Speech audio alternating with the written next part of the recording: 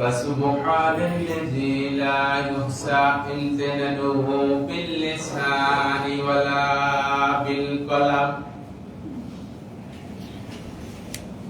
ونشهد أن لا إله إلا الله وحده لا شريك له ونشهد أن سيدنا إمامنا قدوتنا حبيبنا طبيبنا وطبيب روحنا محمد الذي أرسله بالحق بشيرا ونذيرا وداعيا إلى الله بإذنه وسراجا وقمرا منيرا فقد قال الله تعالى في كلامه المجيد وفي فرقانه الحميد সবাই পড়ুন আউযু বিল্লাহি মিনাশ শাইতানির রাজীম বিসমিল্লাহির রাহমানির রাহিম ওয়া মান ইয়াবতাগি গায়রাল ইসলামি দীনান ফালান يقبل منه وهو في الآخرة من الخاسرين صدقت يا رب العالمين. عن عمر بن الخطاب رضي الله تعالى عنه قال لا إسلام إلا بجماعة لا جماعة إلا بإمارة لا إمارة إلا بطاعة أو كما قال عليه الصلاة والسلام. মুআজ্জাজ মুহতারাম ফজলায়ে জাম সম্মানিত উপস্থিতি সকলের প্রতি আমার আবারও সশ্রদ্ধ সালাম। আসসালামু আলাইকুম ওয়া রাহমাতুল্লাহি তাআলা ওয়া বারাকাতুহু। সর্বপ্রথম সেই ঈশ্বরের আল্লাহ সুবহানাহু ওয়া তাআলা শুকরগুজার করছি যে মহান আল্লাহ রাব্বুল আলামিন আমাদেরকে দয়া করে মায়া করে মহব্বত করে ভালোবেসে সুস্থ রেখে নিরাপদে রেখে তার পাক মসজিদে হাজির হওয়ার তৌফিক দান করেছেন। সেই মহান রবের শুকরগুজার করছি। সকলে জবান খুলে জোরে সরে বলছি আলহামদুলিল্লাহ। পাশাপাশি বিশ্ব মানবতার মুক্তির দিশারি মুক্তির দূত মুহাম্মদ আরবি মামলা নয়নের মনি হাবিবুনা তবিবুনা সাহাবুনা তবিবু কুলুবিনা তবিবু আরওয়াহিনা মুহাম্মদ রাসূলুল্লাহ সাল্লাল্লাহু আলাইহি ওয়াসাল্লাম।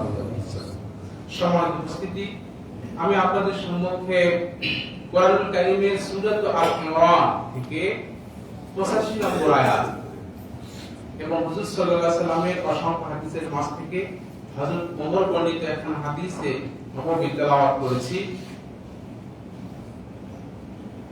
আল্লাহ চাহে তো এই আয়াতে কারিমা এবং হাদিসের অর্থ করি আজকে আলোচনা শুরু করব। ওমা তাওফিকি বিল্লাহ। আপনাদের সবাইকে নিয়ে আরেকবার তাওসতাসমিয়া তেলাওয়াত করছি। তেলাওয়াত করুন আউযু বিল্লাহি মিনাশ শাইতানির রাজীম বিসমিল্লাহির রাহমানির রাহিম। বিতাড়িত মরদুদ শয়তানের ওয়াসওয়াসা থেকে আল্লাহ তাআলা নিকট পানাহ চাই। পরম করুণাময় আল্লাহ তাআলার নামে শুরু করছি। আল্লাহ পাক বলছেন ومن يبتغي غير الإسلام دينا فلن يقبل منه قل الله أكبر। আল্লাহ পাক বলেছেন যে ব্যক্তি ইসলাম বাদে ইসলাম ব্যতীত অন্য কোন জীবন আদর্শ, অন্য কোন মত অবলম্বন করে আসবে,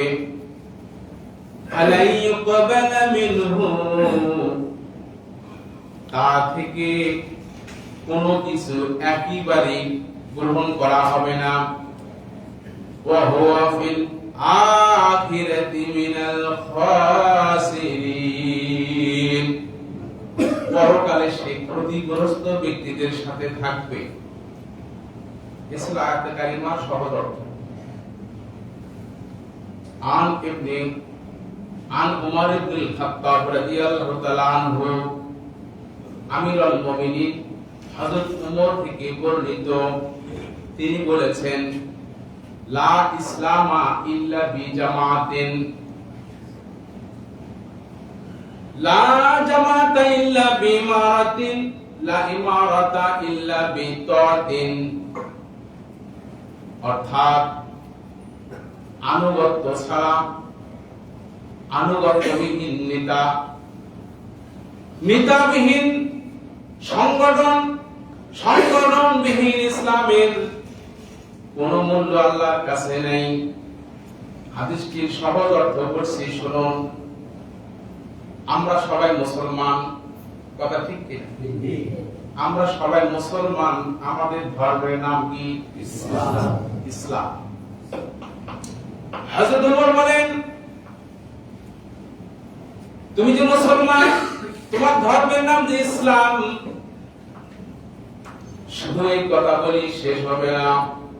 তুমি মুসলিম, তোমাকে একটা জামাত, জামাত হলো আরবি শব্দ, এর বাংলা অর্থ হলো সংগঠন, আরো সহজ অর্থ হলো দল। তোমাকে একটা দলভুক্ত থাকা লাগবে। হযরত ওমর বলেন, তুমি যে সংগঠন, যে দলভুক্ত থাকবে, সেই দলের, সেই সংগঠনের একজন নেতা থাকা লাগবে। আবার সেই নেতা তোমাদেরকে আনুগত্য করা লাগবে। অর্থাৎ সংগঠন ছাড়া তোমার ইসলাম গ্রহণযোগ্য হবে না। আল্লাহর নবী অন্য একটা হাদিসে বলেছেন, ওয়াফারাকা বিল জামাত, যে সংগঠন থেকে বিচ্ছিন্ন হলো, সংগঠনভুক্ত হলো না, দলভুক্ত হলো না, দলভুক্ত হলো না, নবীজি বলেছেন, খামাতা মাতা মাইতাতান জাহিলিয়া, কোন ব্যক্তি যদি ইসলামিক দলভুক্ত, কোন সংগঠনভুক্ত না হয়, ওই ব্যক্তিকে যদি ওই অবস্থায় মারা যায়, তার মৃত্যুটা হবে বেঈমানি, অর্থাৎ জাহিলিয়াতি পাপাচারী মওত হবে। বলুন নাউযুবিল্লাহ। মুসলমান ভাইরা, হাদিসটি ব্যাখ্যা করে একটু কথা বোঝাতে চাচ্ছি। এই হাদিসটির ভিতরে তিনটা শব্দ, একটা ইসলাম, আর একটা হলো জামাত, আর একটি হলো ইমারাত। ইমারাত বলতে নেতা, আমির। আমাদের নেতার নাম কি বলেন? আওয়াজ করে বলেন। আমাদের সবার নেতার নাম হলো হযরত মুহাম্মদ সাল্লাল্লাহু আলাইহি ওয়াসাল্লাম। তিনি শুধু মুসলমানের নেতা নন, তাম পৃথিবীতে আল্লাহ রাব্বুল আলামিন যত মানুষ প্রেরণ করেছেন, সব মানুষের নেতার নাম হলো হযরত মুহাম্মদ সাল্লাল্লাহু আলাইহি ওয়াসাল্লাম। আমাদের নেতার নাম মুহাম্মদ সাল্লাল্লাহু আলাইহি ওয়াসাল্লাম। আমার নেতার সংগঠনের নাম হিজবুল্লাহ। বলে আমার নেতার সংগঠনের নাম কি? আওয়াজ করে বলুন, হিজবুল্লাহ। আর আমার নেতার সংগঠনের নাম হিজবুল্লাহ, সেই নেতার আনিত ধর্মের নাম হলো ইসলাম। বলেন সুবহানাল্লাহ। এই কোরআনুল কারীমের ভিতরে দুইটা দল, দুইটা সংগঠন, দুইটা জামাতের কথা উল্লেখ আছে। কয়টা? দুইটা। একটা হলো হিজবুল্লাহ, আর একটা হলো হিজবুশ শাইতান। আমরা যে নেতাকে বিশ্বাস করি, যে নেতার সুপারিশে জান্নাতে যেতে চায়, যে নেতার আদর্শ অনুসরণ করার কারণে চিরসুখময়, শান্তিময়, সমৃদ্ধশালী জান্নাতে আমরা পৌঁছিব। বলেন সুবহানাল্লাহ। সেই নেতার দলের নাম হলো হিজবুল্লাহ। সমস্ত মুসলমানদের দলের নামকে আওয়াজ করে বলুন হিজবুল্লাহ। হিজবুল্লাহ কাকে বলা হয়? যে দলের সংগঠনের, যেই দলের নেতা এই কোরআনকে রাষ্ট্রীয় মর্যাদায় নিতে চায়, এই কোরআন অনুযায়ী সমাজ গড়তে চায়, সেই দলটার নামই হলো হিজবুল্লাহ। আর যেই দলের নেতা এবং কর্মীরা এই কোরআনকে রাষ্ট্রীয় মর্যাদা দিতে চায় না, মানব রচিত আইনের রাজনীতি করতে চায়, সেই সংগঠনটাকে বলা হয়েছে হিজবুশ শাইতান। কথা কি বলতে পারলাম? একটু কালেমা পড়ুন, লা ইলাহা ইল্লাল্লাহ, লা ইলাহা ইল্লাল্লাহ, লা ইলাহা ইল্লাল্লাহ, মুহাম্মাদুর রাসূলুল্লাহ। আল্লাহ রাব্বুল আলামিন বলেছেন, ওমা ইয়াবতাগি গায়রাল ইসলামি দীনান, ইসলাম ছাড়া অন্য কোন জীবন আদর্শ, অন্য কোন মত পথ যে অবলম্বন করবে, ফালাই ইকবালা মিনহু, তার থেকে তার নামাজ, তার থেকে তার রোজা, তার থেকে তার হজ, তার থেকে তার দান সাদাকা, তার থেকে যত ভালো কাজ সে করেছে কোনটাই গ্রহণ করা হবে না। ইসলাম ছাড়া অন্য কোন জীবন আদর্শ যদি আমরা অনুসরণ করি। আপনাদের কাছ থেকে জানতে চাই, আমরা যারা মুসলমান, আপনাদেরকে যদি এখন আমি প্রশ্ন করি, আপনারা সবাই কি ইসলাম মানেন? সকলেই এক বাক্যে উত্তর দিবেন, হ্যাঁ আমরা ইসলাম মানি। কি কথা ঠিক কি? হ্যাঁ আমরা ইসলাম মানি। এই কথা আমরা সবাই সব সময় উত্তর দেব। প্রশ্ন হলো, আল্লাহ কোরআনুল কারীমে সূরা আল ইমরানের 85 নম্বর আয়াতে যে কথাটি বলছেন, এটা কি মুসলমানদেরকে বলছেন, না খ্রিস্টানকে বলছেন, না ইহুদিকে বলছেন, না বৌদ্ধকে বলছেন, না হিন্দুকে বলছেন? আল্লাহ রাব্বুল আলামিন বলেন, আমি কাউকে নির্দিষ্ট করে বলি নাই। আল্লাহ বলতেছেন, হিন্দুর একটা ধর্ম আছে, আছে না নাই? খ্রিস্টানের একটা ধর্ম আছে, ইহুদির একটা ধর্ম আছে, বৌদ্ধের একটা ধর্ম আছে, প্রত্যেকেরই ধর্ম আছে।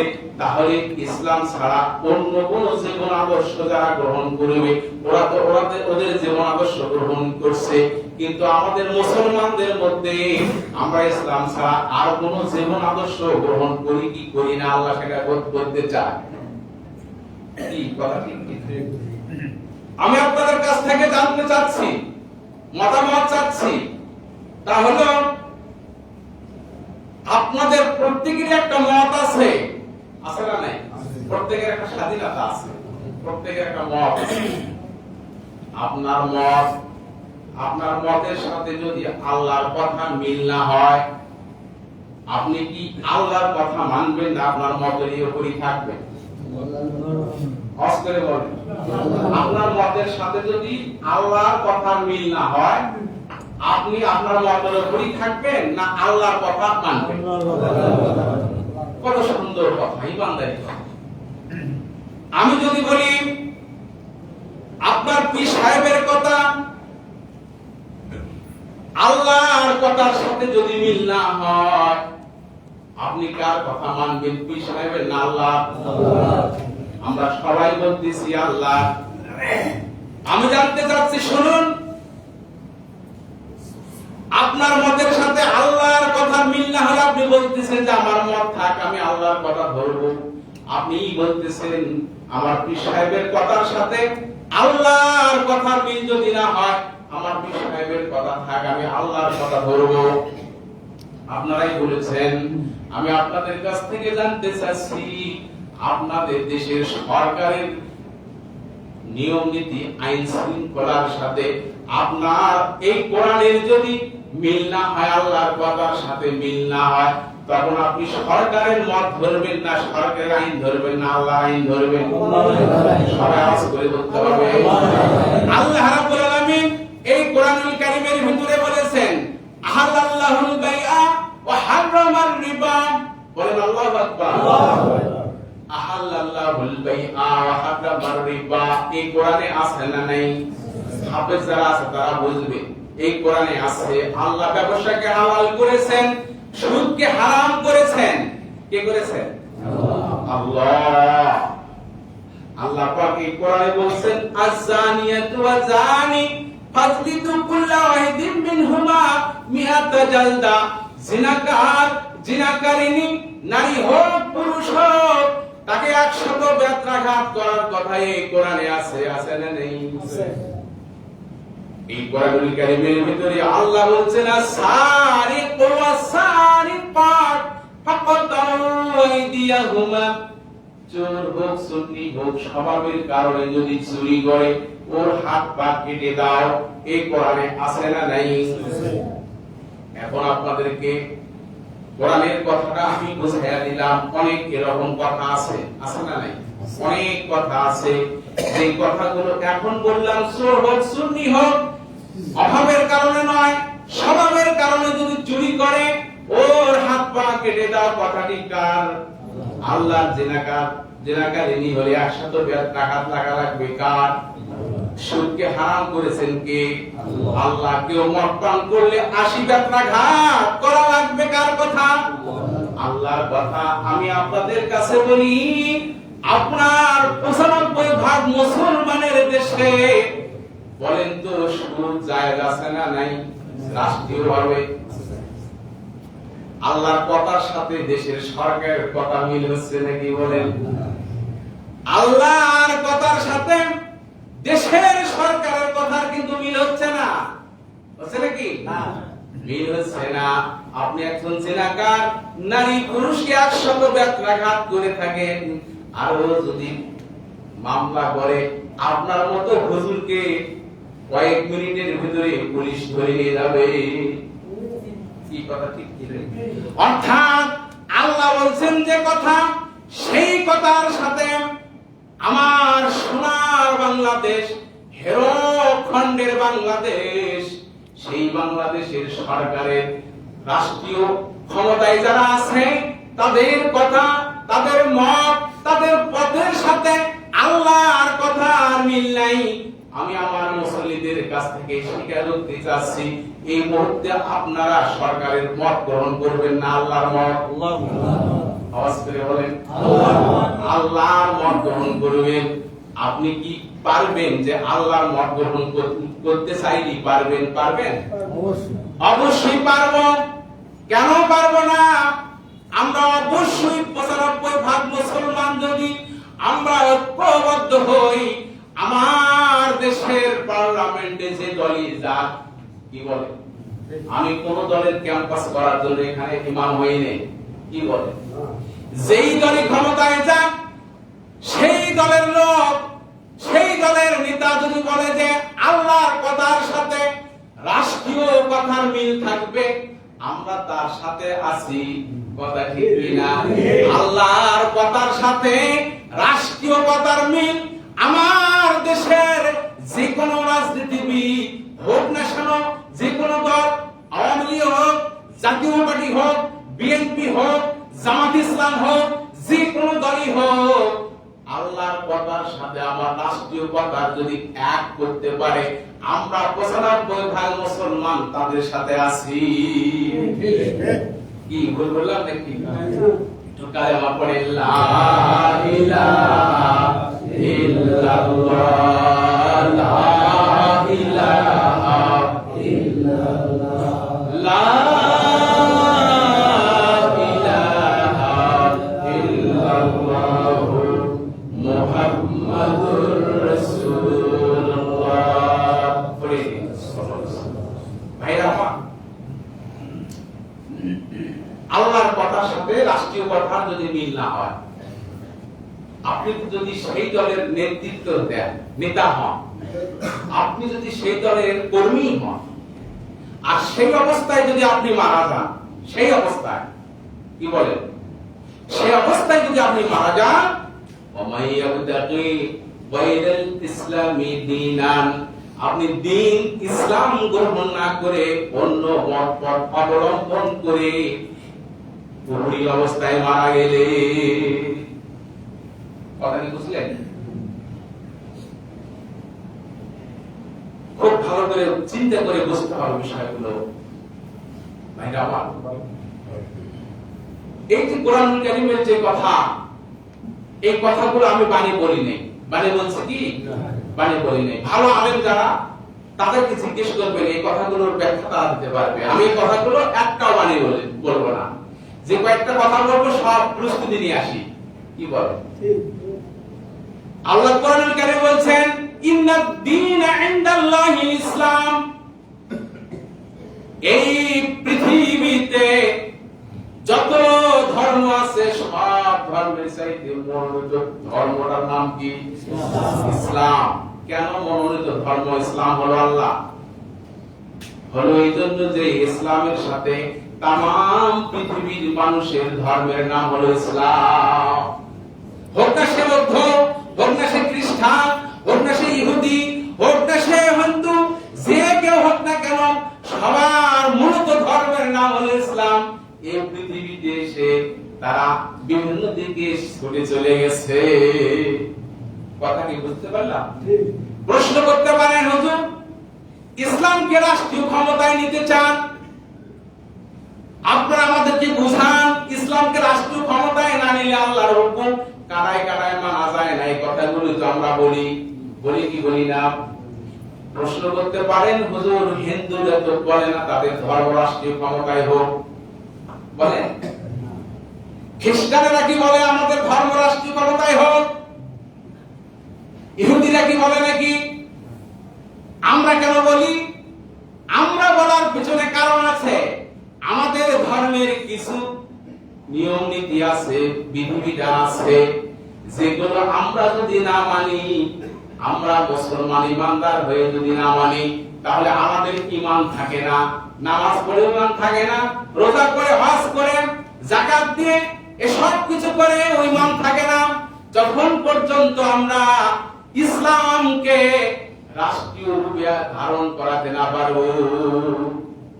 কিন্তু অন্য ধর্মের লোকের সবগুলো যে কৃষ্টি কালচার, সবগুলো এখন পার্লামেন্টে যেগুলো আছে তাদের ধর্মের সাথে মিল আছে। এই জন্য তারা তাদের ধর্মকে রাষ্ট্রীয় ক্ষমতায় নিতে চায় না। কথা কি বুঝতে পারলাম?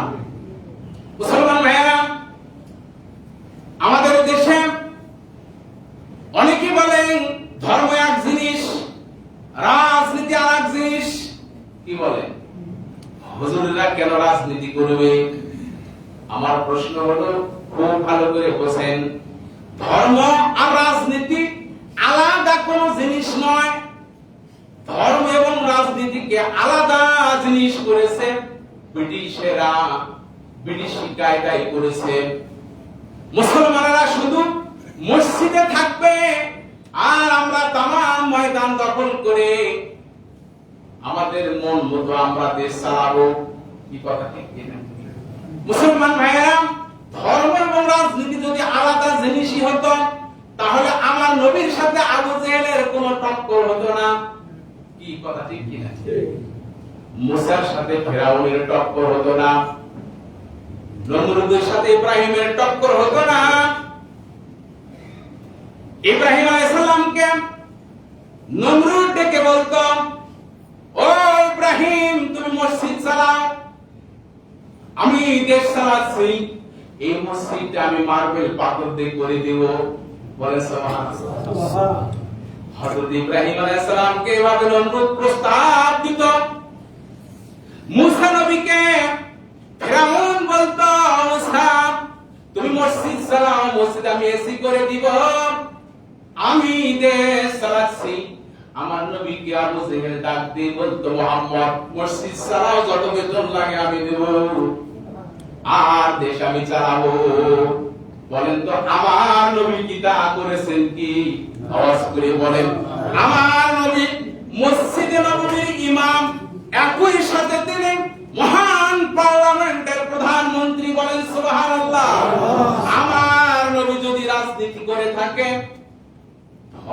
রাজনীতিকে যারা আলাদা আলাদা করে দেখতে চায়, বুঝতে হবে যে তারা আংশিক ইসলাম মেনে ঈমানদার দাবি করে বসে আছে।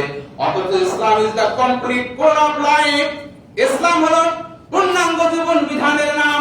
আল্লাহ বলেন, ইয়া আইয়ুহাল্লাযীনা আমানু উদখুলু ফিস-সিলমি কাফা, হে ঈমানদারগণ, পুরোপুরি ভাবে তোমরা ইসলামের মধ্যে দাখিল হয়ে যাও।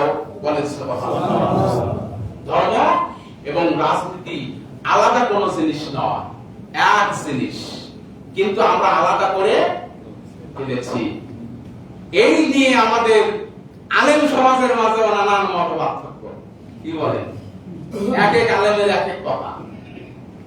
কি বলে? কি বলে? অনেকেই বলে যে এরা ধর্ম ব্যবসায়ী। আমি কি রাজনীতি কোনো কথা বলতেছি? আপনাদেরকে বোঝানোর জন্য আমি আত্তাকি বাইরেল ইসলাম দিয়া এই আয়াত থেকে ব্যাখ্যা করতেছি। অনেকেই বলে যে এরা ধর্ম ব্যবসায়ী। ধর্ম ব্যবসায়ী কাকে বলে জানেন? ধর্ম ব্যবসায়ী যে হঠাৎ করে ধর্ম পালন করে, সুযোগ বুঝে ধর্ম পালন করে, তারা হলো ধর্ম ব্যবসায়ী। সুযোগ বুঝে, সুযোগ বুঝে বলতে এমন এক সুযোগ আসে সেই সময় যেখানে মানুষ দেখে সময় থাকলে আসরের নামাজ সব জায়গাতেই পড়ে। কি বলে? এক মসজিদে আসর পড়েছে, সেখান থেকে বের হয়ে একটু দূরে যাচ্ছে, সেখানে যা দেখে মানুষ, সেখানে মসজিদে ঢোকে আসর পড়া চলবে। এরা হলো ধর্ম ব্যবসায়ী। সুযোগ বুঝে মাথার টুপি দেয়। কি বলেন? সুযোগ বুঝে তসবি নেয়, সুযোগ বুঝে পাঞ্জাবি পরে। এরা হলো ধর্ম ব্যবসায়ী। আর ধর্ম ব্যবসায়ী ওরা নয় যারা মহান পার্লামেন্টে এই কোরআনের বিধান কায়েম করতে চায়, আর ধর্ম ব্যবসায়ী হতে পারে না। কি কথা বলতে বললাম?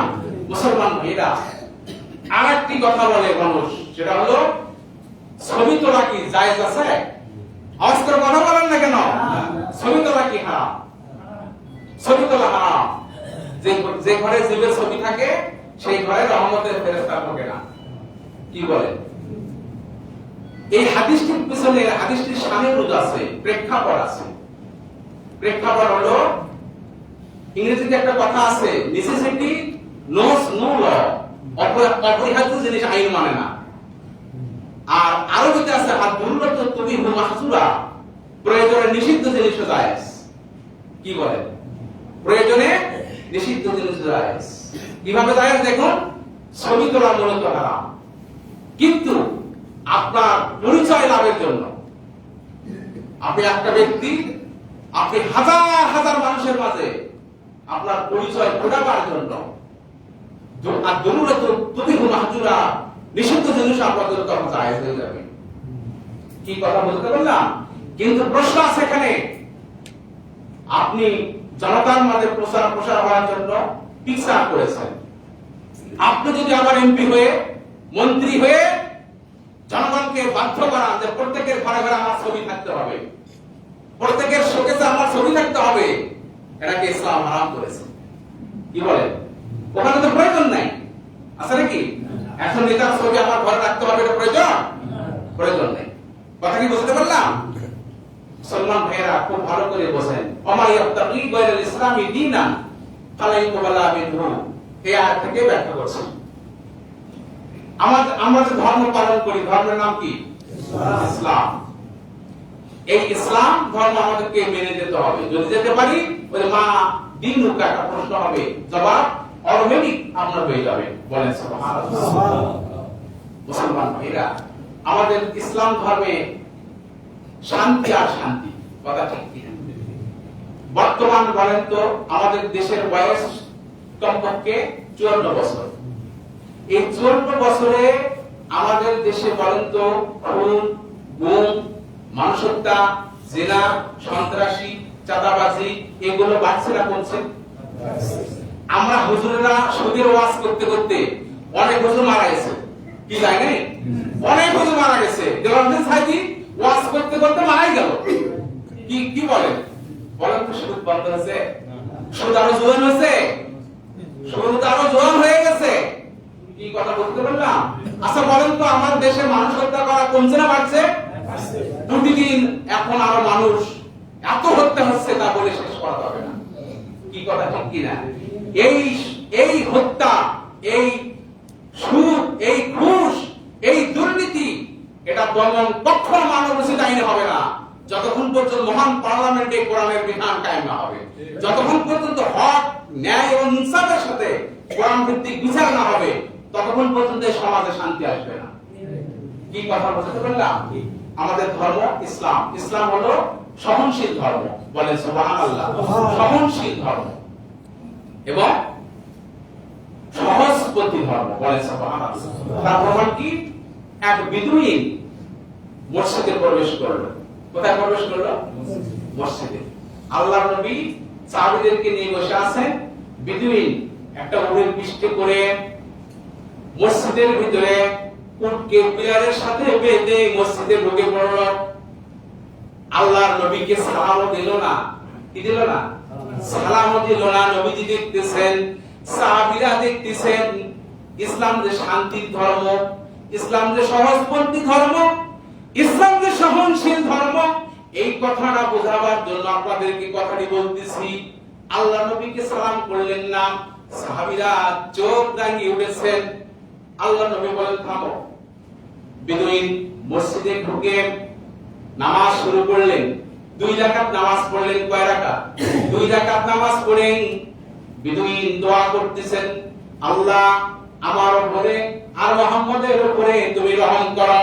আল্লাহ আমি এবং মুহাম্মদ ছাড়া আর কারো উপর রহম করো না। এই দোয়া করতেছে। মুসলমান ভাইরা, এই জায়গা থেকে একটা শিক্ষা গ্রহণ করা লাগবে। বিদুইন দোয়া করতেছে, আল্লাহ আমার এবং মুহাম্মাদের উপরে রহম করো। এই দুইজন ছাড়া কারো উপরে নয়। আমরা কি তা করব নাকি? আমার নবী বলেছেন, ও আমার উম্মতরা শোনো, যখন তুমি দোয়া করবে তখন তোমার নিজের জন্য আগে দোয়া করবা না, তোমার প্রতিবেশীর জন্য দোয়া করবে। তোমার প্রতিবেশী যদি অসুস্থ হয়, রোগাক্রান্ত হয়, কোন বালা মুসিবতে থাকে, বিপদ আপদে থাকে, তুমি তার জন্য দোয়া করবা, আল্লাহ আমার ওই ভাইটাকে, আমার ওই চাচাটাকে তুমি সুস্থ করে দাও। এই দোয়াটা করার সাথে সাথে ফেরেশতা আল্লাহর কাছে দোয়া করে, ও আল্লাহ তোমার বান্দা তোমার কাছে দোয়া করেছে ওই লোকটার রোগ মুক্তির জন্য, আল্লাহ দেখো তো তার কোনো অসুস্থতা আছে নাকি, আল্লাহ তুমি আগে তাকে সেবার ব্যবস্থা করো, এরপরে তার দোয়াটা তার জন্য গ্রহণ করো। বলে সুবহানাল্লাহ। বিদুইন নামাজ পড়ে নবীজির কাছে না আসতি আবার দাঁড়িয়ে প্রসাব শুরু করেছে মসজিদে। সাহাবীরা কঠোর হয়ে গেছেন। নবীজি বলছেন যে না, আল্লাহ নবী বলেন ইসলাম মানে সারেন্ডার হওয়া, ইসলাম মানে নত হওয়া, ইসলাম মানে দয়ার ধর্ম, শান্তির ধর্ম। প্রসাব পায়খানার সময় কাউকে ডিস্টার্ব করা যায় না। সে যদি জ্ঞানী হতো, বুঝতো এই মসজিদটা কি জিনিস, তাহলে এই কাজটা সে করতো না। প্রসাবের পরে আমার নবী তাকে কাছে ডেকে নিলেন, নিয়ে বললেন যে আপনি কি জানেন এই জায়গাটা কি? এই জায়গাটা মুসলমানদের ইবাদতখানা। এই জায়গায় মুসলমানরা জিকির আজকার করে, নামাজ কালাম পড়ে, খুবই পবিত্র জিনিস। আপনি এই জায়গায় প্রসাব করলেন। ওই বিদুইন মাথা নিচু করে কিছুক্ষণ পরে মাথা উঠায়া নবীজির কাছে বলতেছে আমাকে ইসলাম গ্রহণ করা। বলেন সুবহানাল্লাহ। ইসলাম হলো শান্তির ধর্ম, সহনশীল ধর্ম। ইসলাম হলো সম্প্রীতির ধর্ম। বলেন সুবহানাল্লাহ।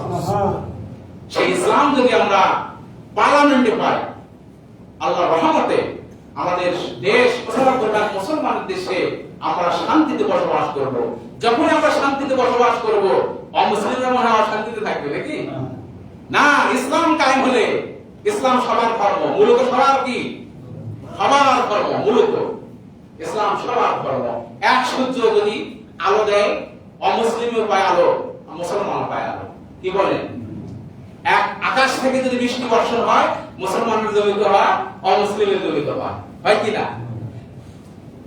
হে অমুসলিমের বাড়ির নারিকেলের গাছ, ডাবের গাছের যে পানি মনে হয় তিতা নাকি? আর মুসলমানের বাড়ির ডাবের গাছের পানি, ডাব থেকে যে পানি আসে, এটা মনে হয় মিষ্টি। একই না? একই। এক সৃষ্টিকর্তার বিধান সবার জন্য সমান। এই ইসলাম হলো মূলত সবার ধর্ম। সেই ইসলাম যদি পার্লামেন্টে কায়েম হয়, আমরা যেমন চোরের ভয় থাকবে না, অমুসলিমেরও চোরের ভয় থাকবে না। কি বলেন? আমাদের যেমন মা বোন শান্তিতে থাকবে, জেনার ভয় নাই, কোন সন্ত্রাস, কোন রক্ষক তাদেরকে আক্রমণ করতে পারবে না, তাদেরও পারবে না। কি কথা বুঝতে পারলাম? মুসলমান ভাইরা, আমার আলোচনা থেকে আপনাদেরকে শিক্ষা গ্রহণ করার তৌফিক দান করুন। ওয়া আখিরু দাওয়ানা আলহামদুলিল্লাহি রাব্বিল আলামিন।